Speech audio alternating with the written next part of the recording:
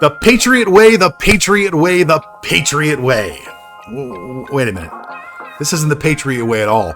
Bill Belichick goes scorched earth on the first day of free agency, and the rest of the league better look out. Or should they? Let's take a deep dive and find out.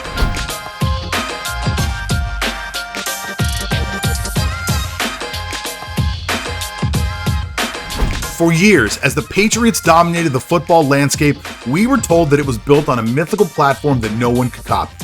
The recipe seems simple, but in truth, it's a combination of staying the course and trusting the genius of Bill Belichick. And who would ever question it? Belichick has won more Super Bowls than any other coach in history. In total, Belichick has won 8 Super Bowl titles and finished as a runner-up 4 times from his combined times as an assistant and a head coach. Now keep in mind that to date there have only been 54 Super Bowls. So that means that the Grand Wizard of Coaches has actually been in 22% of all Super Bowls in the history of the game. That number is insane. So the Patriot Way has always been built on a few principles. Now, first of all, it's a simple mentality that no player is bigger than the team. No drama, no divas, just football players. You could say it's boring, but that's only if you think winning championships is boring. The other principle of the Patriot Way comes from higher up in the front office.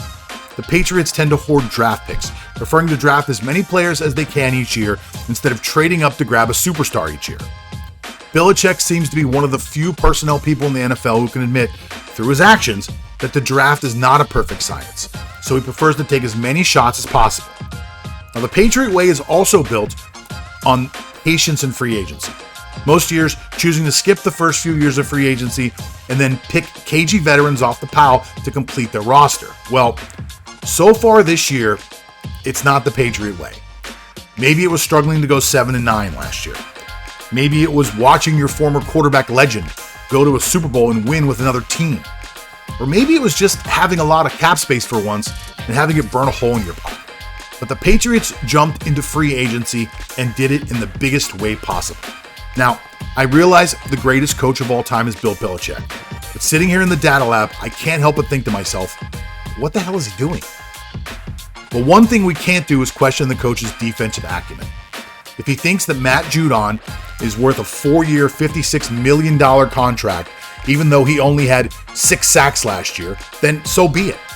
If he thinks that David Gudo, or whatever the hell his name is, a nose tackle is worth 2 years and $16 million, well then, he's Bill Belichick, I have to believe him. But on offense, I gotta think to myself, what the hell are you doing? 2 years and $26 million for Nelson Agholor? That's a lot of money for Agholor, who only had 48 receptions last year for 896 yards and 8 touchdowns. Now, for a team that usually waits out the market, the Patriots are paying a premium price for a guy who's not a premium receiver.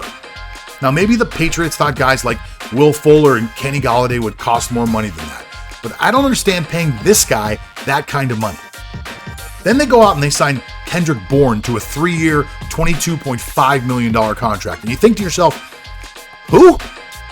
Bourne rose from an undrafted free agent in 2017 to a number 3 receiver in San Francisco. That's number 3. Now, the 49ers benefited from having him on a really cheap contract, but the Patriots are buying a guy who caught 49 receptions for 663 yards last year, and that was his best season ever. Now, finally, to me, if there's any skill position besides quarterback on offense that Bill Belichick really seems to know, it's tight end. Since Rob Gronkowski, Gronk, left the team, the position has been anemic to say the least. But the massive signing of Jonnu Smith is puzzling to say the least. Smith agreed to a 4-year, $50 million deal with $31.25 million guaranteed after a season where he caught, catch this, 41 passes for 448 yards. The contract is a significant investment that makes Smith one of the highest paid tight ends in the NFL today. Smith's production doesn't deserve that contract, but maybe, just maybe, his potential does. And it's always risky paying for potential. But that seems to be what the Patriots have done, dedicating $98.5 million to 3 players who caught a combined 138 receptions last year. I don't get it. I really don't.